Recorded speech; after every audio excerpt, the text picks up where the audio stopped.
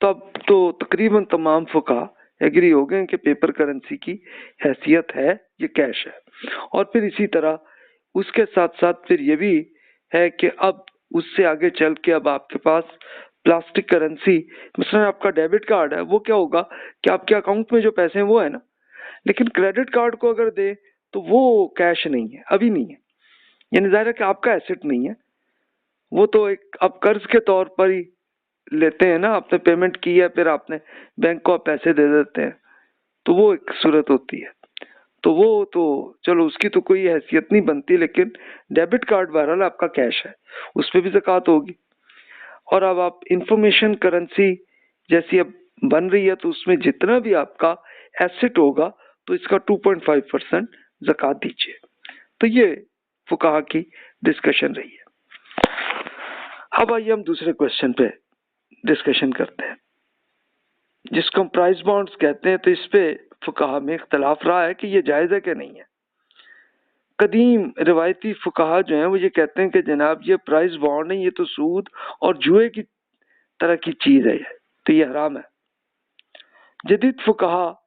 में से कुछ स्कॉलर्स, तमाम नहीं, कुछ कहते हैं कि नहीं जनाब ये कोई सूद या जुआ नहीं है, इसलिए जायज़ है। तो असल इख्तलाफ इस पर नहीं है कि सूद और जुआ जो है वो कोई हलाल या हराम कह रहा नहीं, बल्कि वो इसको समझने की कोशिश है कि ये जो प्राइस बॉन्ड है वो उस पर जो इनकम है वो कोई आपका कोई इंटरेस्ट या कोई जुआ है कि नहीं है, बस इख्तलाफ इसमें। तो जो हुर्मत के कायलीन ये उनकी दलील को हम देखें, और यानी इसमें तो असल उसूल पे तो सब एग्री है कि सूद और जुआ तो कुरान मजीद में ही हराम है। तो अब ये सोचिए कि प्राइस बॉन्ड क्या जुआ या सूद है कि नहीं है। तो हुर्मत के जो फुकाहा वो कहते हैं कि जनाब ये प्राइस बॉन्ड लेने वाले हर शख्स का मकसद ये होता है कि जितनी रकम सिर्फ एक सर्फ करके यानी संभाल के एक जगह पे प्राइस बॉन्ड खरीद लेते हैं हम, और इससे फिर जायद रकम जो भी मिल जाती है इसे,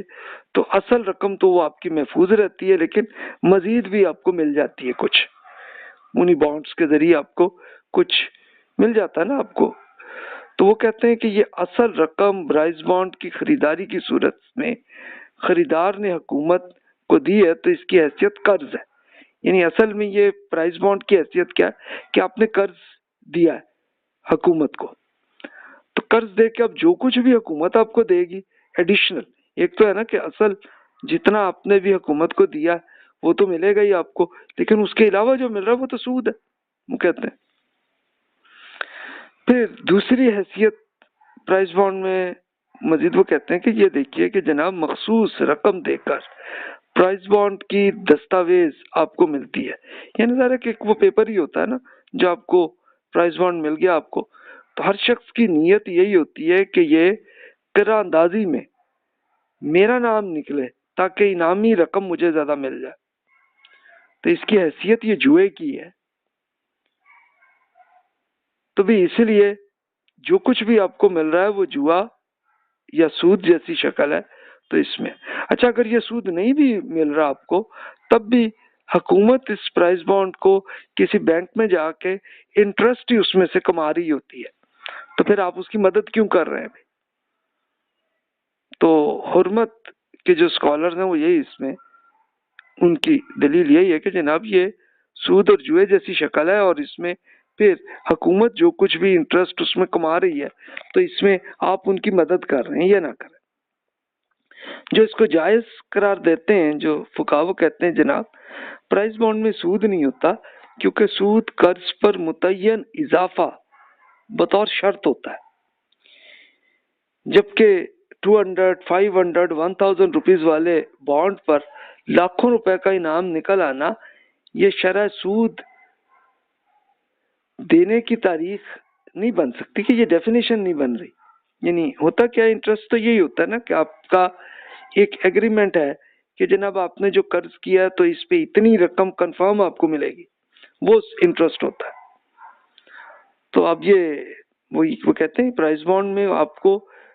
मिल जाए ना मिले कुछ आपके लिए कोई इसकी कोई गारंटी नहीं है। اچھا، جوئے کے بارے میں وہ کہتے ہیں کہ جناب یہ ناجائز ہونے کا دوسری سبب جوا ہوتا ہے کہ وہ بھی